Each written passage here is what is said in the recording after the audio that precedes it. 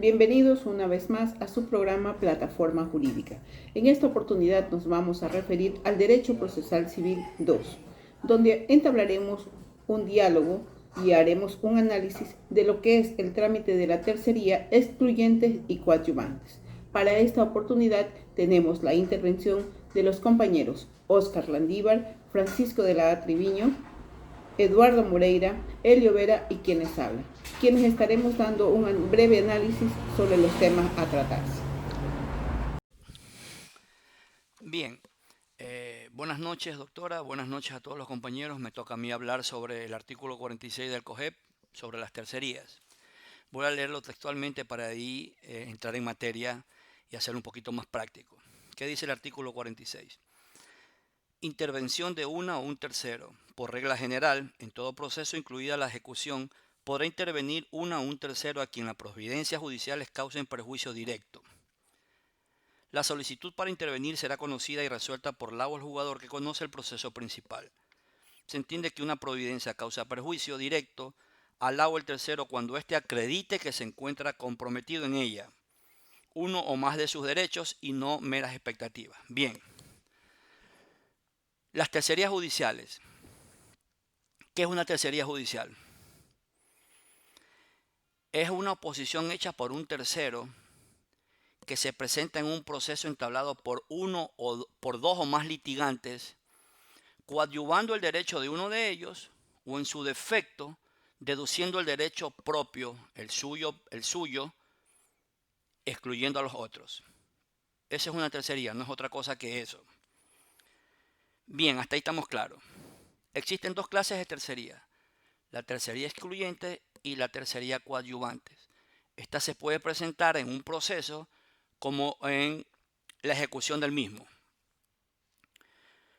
Las tercerías constituyen formulación de pretensiones de una tercera persona que no es parte principal del proceso, pero que justifica tener interés directo en la causa porque se lo está perjudicando con esa resolución judicial. Hasta ahí también estamos claros. Los terceros en un proceso son aquellas personas que sin tener parte directa en él pueden intervenir. Hasta ahí la norma. Pero, ¿cómo funcionan las tercerías? Ya hemos visto que es un proceso judicial, una demanda, que tiene como objeto evitar que una persona le quiten o le rematen sus bienes. Podemos decir que las tercerías es el más efectivo proceso para evitar el remate o que le quiten un bien a una persona que con derecho está reclamando. ¿Cómo funcionan las tercerías? Es simple. Una persona ajena a un juicio entre el adeudado y el deudor realiza una nueva demanda porque se cree perjudicado con la resolución judicial que ha emitido un juez para que se pueda proceder a la recepción judicial de los bienes y al posterior remate. Entonces ahí viene la demanda de un tercero. Ojo, con pruebas.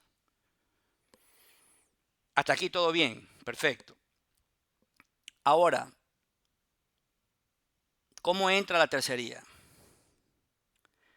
Antes del retiro de las especies, o sea, donde el receptor ha anotado todo lo que tiene la persona en su domicilio, eso se llama embargo en un proceso. La tercera persona presenta una demanda para que se pueda detener ese embargo. Automáticamente conoce la causa del juez y lo detiene. Entonces, una vez que ha sucedido eso, ustedes preguntarán, ¿pero por qué el receptor judicial se ha equivocado? No se equivocó. Él cumplió con una orden judicial de ir a la casa de la persona que está deudando a la empresa me imagino que donde él debe el dinero, en este caso pongamos una empresa, no pagó y entonces se ejecutó la orden judicial de un embargo. Bien, ¿cuándo se puede realizar una tercería? Vamos a poner un ejemplo claro. Víctor compra una moto en un almacén X. Se le cumple el plazo de su pago, transcurren 90 días y empieza la orden judicial del embargo.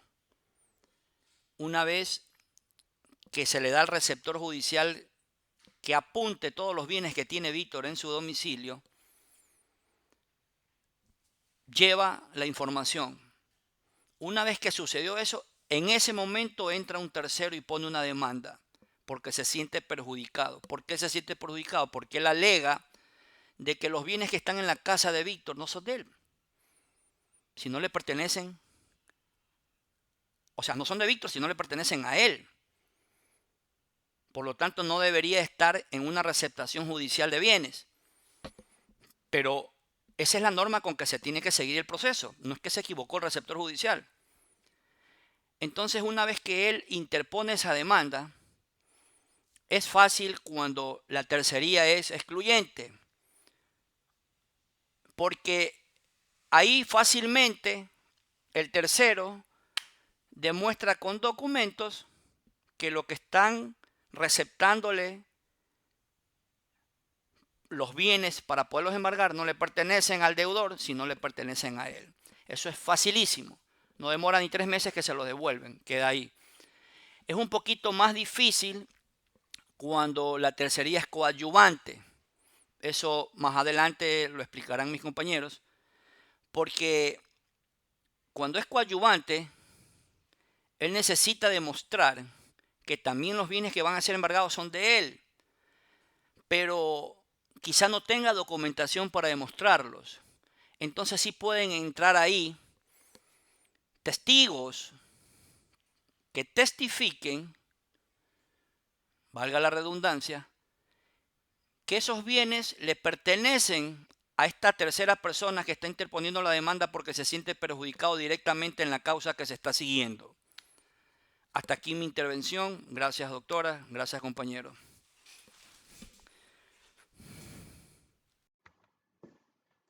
Doctora, compañeros, buenas tardes.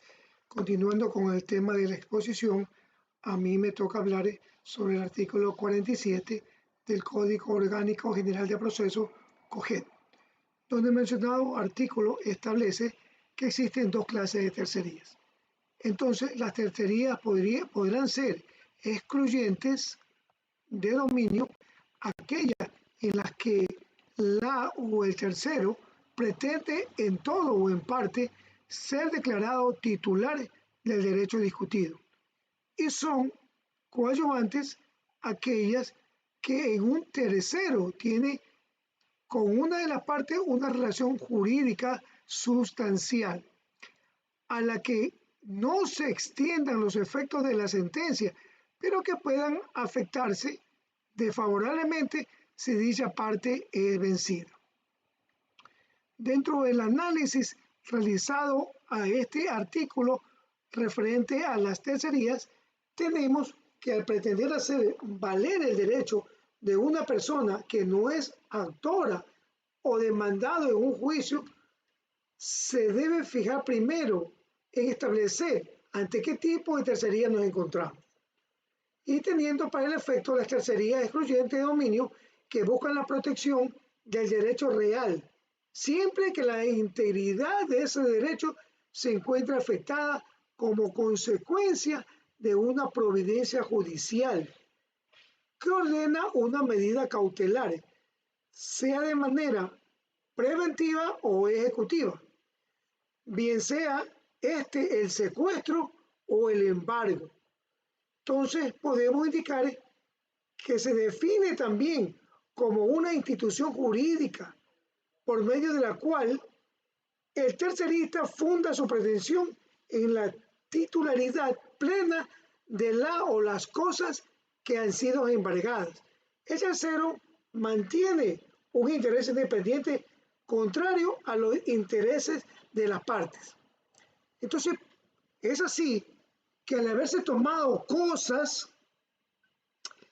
o bienes presuntamente de propiedad del deudor por medio de un secuestro que se encuentra basado mediante una medida cautelar, cuyo propósito del ejecutante acreedor es cubrir la obligación pendiente que ha sido adquirida, dando lugar a la intervención de un tercero mediante la tercería excluyente de dominio para que proceda el levantamiento de la cautela impuesta sobre sus bienes y que son sujetos de comprobación de la verosimilitud del derecho reclamado.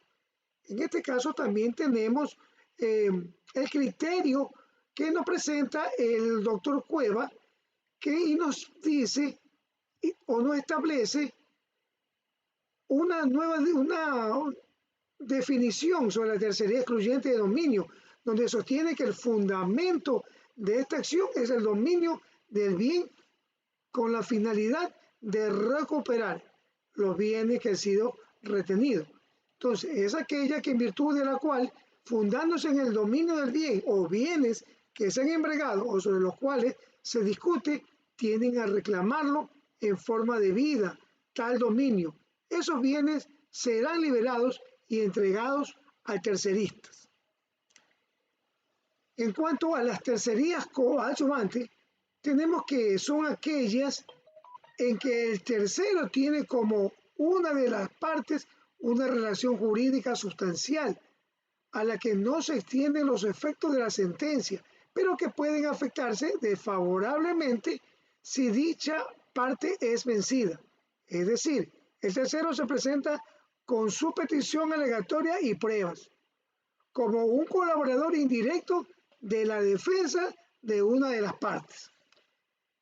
Aquí también contamos con el criterio de Cabanelas, en el que en su diccionario jurídico elemental la define como reclamación en que de un pleito ya en trámite, que se interpone quien se estima con derecho a que debe ser reintegrado de su crédito con preferencia al acreedor ejecutante, si se trata de juicio ejecutivo o con prelación crediticia general o especial en cualquier otro juicio.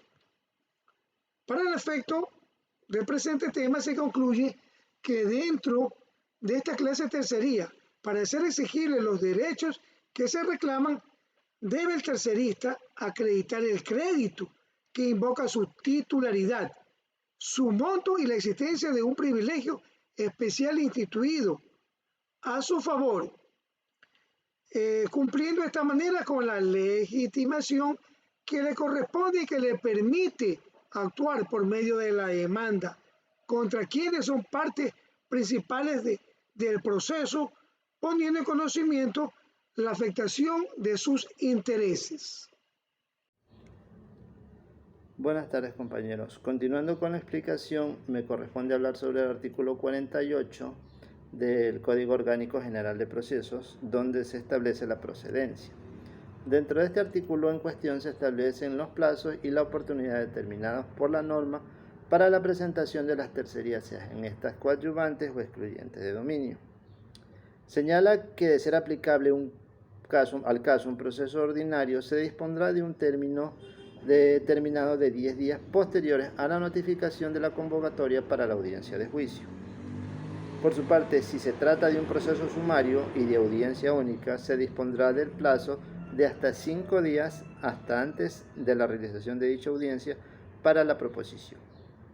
En cambio, cuando la tercería se presenta en una audiencia de ejecución, los plazos establecidos determinan que debe hacerse desde la convocatoria hasta su realización. Pues al no haberse cumplido con la obligación, el juzgador ordenará la publicación del mandamiento de ejecución en la página web de la función judicial a fin de poner en conocimiento a quienes tengan interés en la ejecución para que concurran a dicha audiencia, aportando obviamente las pruebas necesarias correspondientes para que validen su derecho. Bueno, ahora revisaremos algunas concordancias que tiene este artículo. El artículo 290 establece las acciones colusorias. Las acciones colusorias se tramitarán en proceso ordinario.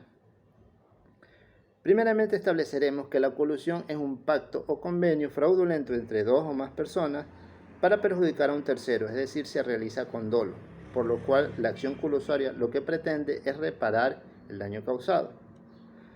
Dentro de nuestra Constitución encontramos en el artículo 308 la disposición de la prohibición de las prácticas colusorias, el anatocismo y la usura, por lo cual dentro del artículo del COGEP se determina que dichas acciones, de comprobarse, quedarán sin efecto y se procederá a la reparación de los daños causados por ello, restituyendo a la persona perjudicada a la posesión de los bienes o al goce del derecho. La procedencia. En el artículo 332 se establece la procedencia y determina qué casos se tramitarán por el proceso ordinario, por el proceso sumario, que pueden ser, por ejemplo, acciones posesorias especiales, extinción de servidumbre, entre otras. En el artículo 333 determina el procedimiento. ¿Qué es lo que el procedimiento sumario se rige? ¿Qué reglas rigen dicho procedimiento? Aquí establece, por ejemplo, que no procedimiento. Aquí establece, por ejemplo, que no procede la reforma de la demanda ni se admite la reconvención conexa. Los términos para contestar la demanda y los términos cuando se trata de casos de materia de niñez y adolescencia. Y las resoluciones que pueden ser apelables. En el artículo 392 vemos la audiencia de ejecución. Aquí se establecen los pasos que deben realizarse durante esta audiencia. Aquí se determina primero que se debe conocer y resolver sobre la oposición del lado del ejecutado por extinción de la obligación o pagos parciales posteriores al título de ejecución debidamente justificado. Aquí se debe determinar que de ser procedente se aprobarán fórmulas de pago, es decir, convenios de pago, incluso cuando estos convenios impliquen la suspensión de la audiencia, del procedimiento de ejecución. También se debe conocer sobre las observaciones de las partes al informe pericial de avalúo, es decir, si alguna de las partes no está conforme con el avalúo realizado por el perito y puede solicitar también que se designe a otro. Se debe señalar también de entre los bienes embargados los que deben ser objeto de remate, es decir, que deben ser acorde a el monto de la obligación. También se debe resolver sobre la admisibilidad de las tercerías y sobre reclamaciones de terceros perjudicados. Aquí establece que a la audiencia podrán concurrir otras personas por invitación del ejecutante o el ejecutado, o sea, cualquiera de las dos partes puede invitar a un tercero para que asista para proponer cualquier forma de realización de los bienes del deudor y presentar terceros que previa caución de seriedad de oferta se ofrezcan a adquirir dichos bienes por un precio que debe ser previsiblemente superior al que se pueda lograr mediante una venta pública. Es decir, debe ofertar en un monto mayor. En este caso, el acreedor que ha vencido en el proceso podrá solicitar a la o al juzgador una prórroga para hacer acudir a la o al tercero adquiriente. Es decir, podrá solicitar un lapso de tiempo que le permita llevar a dicha persona, a dicho tercero, para que esté presente dentro de la audiencia. El artículo 393 determina los efectos del 93, determina los efectos de la inasistencia a la audiencia de ejecución. Dentro de este artículo, ¿qué es lo que se establece? Que siendo el hecho de que alguna de las partes no se presenten a la audiencia de ejecución, el juzgador por una sola vez señalará nueva fecha y hora para la realización de esta audiencia y debe ser en un plazo o en un término no máximo de 10 días y esta segunda audiencia se realizará con las partes que concurran. También se determina que siendo el caso de que ninguna de las partes se presenten a la audiencia, se continuará con la parte que justifique su inasistencia, es decir, cualquiera de las dos que presenten la justificación para su no asistencia y además que solicite que se realice la audiencia, es decir, el impulso procesal lo tienen las partes, es a petición de parte. Artículo 394. Terceros en la ejecución. En este artículo se determina que de existir terceros en la audiencia de ejecución, estos deberán presentar la documentación que fundamente su derecho. Si es tercería de dominio, el juzgador resolverá su admisibilidad y en caso de ser justificada, se dispondrá que se mantenga el embargo del bien motivo de la tercería hasta que se resuelva en procedimiento ordinario. Y con esto se deja a salvo el derecho que tiene el acreedor para solicitar el embargo de otros bienes. Es decir, si se presenta una persona que sostiene ser propietario del bien motivo del embargamiento, se procederá a mantener ese embargo y no presentarlo a remate hasta que se resuelva mediante un proceso este asunto, esta tercería. Pero a la vez se deja a salvo el derecho que tiene para embargar otros bienes distintos para la satisfacción de dicha deuda. En el caso de que la tercería sea coadyuvante, igualmente se resolverá su admisibilidad y una vez aceptada se considerará dicho crédito en la prelación, es decir, en la importancia, es decir, se establecerá su prioridad en el pago del mismo, ya que una vez realizado el remate se procederá a convocar audiencia. En el caso de existir acuerdos, se ordenará su cumplimiento, es decir, si antes se ha llegado a un acuerdo y se lo ha presentado al juzgador, se le ordenará su cumplimiento y en caso de no hacerlo se resolverá sumariamente, es decir, se seguirá con el trámite ordinario. A continuación, mi compañero seguirá con la explicación de los demás artículos. Haciendo un pequeño análisis de lo que son las tercerías, estas son como una institución jurídica o un mecanismo procesal que permiten la intervención de terceristas en un proceso. ¿Qué quiere decir un tercerista? Pues es una tercera persona que va incluida dentro de este proceso. Admite algunas clasificaciones, sin embargo, dentro de las generalidades tenemos la tercería excluyente y la tercería coadyuvante. En el artículo 50 nos habla de la intervención. Los efectos de la tercería únicamente surtirán efecto cuando la intervención de los terceros es afectada por el juzgador. Es decir, que la persona que propuso la intervención como tercero al proceso no puede ser considerado como tal, a menos de que la solicitud sea calificada y aceptada por el juez. De ahí en adelante se tome en cuenta como un tercero. En el COGEP no existe un capítulo o sección que indique de manera expresa los derechos y deberes de las tercerías, pero su contenido conlleva implícito derecho y deberes de las partes procesales. Es decir, el juzgador coloca al tercero en la misma posición en la que tienen las partes procesales. Esto quiere decir que la resolución que dicte el juez en cuanto a terceros producirán los mismos efectos que las partes procesales. Para efectos y conocimiento general he traído un cuadro comparativo, donde están los países de Ecuador, Uruguay y Colombia. Ecuador, en sus clases tenemos las coadyuvantes y excluyentes, como ya veníamos hablando del tema, que cuáles son los efectos que nos habla el artículo 50, nos habla de terceros, que los terceros tendrán los mismos derechos y obligaciones que las partes procesales.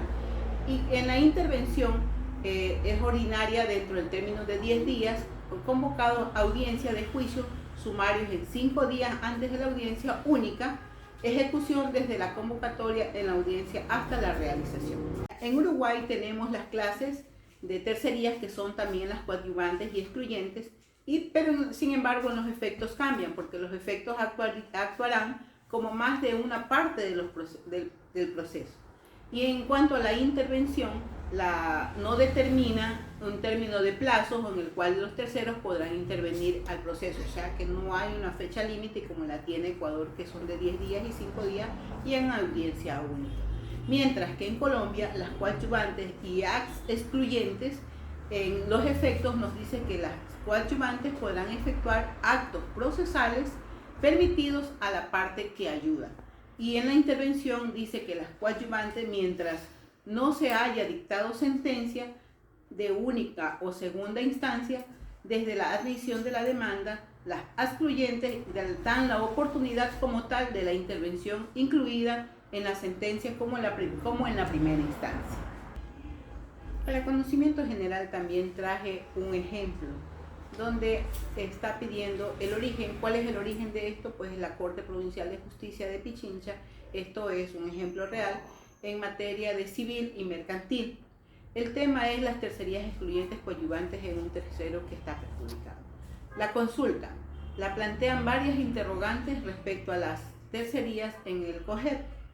Como respuesta a esta consulta tenemos que las tercerías constituyen la formulación de una pretensión de una tercera persona, que no es la parte principal del proceso, pero que justifica tener un interés directo en la causa.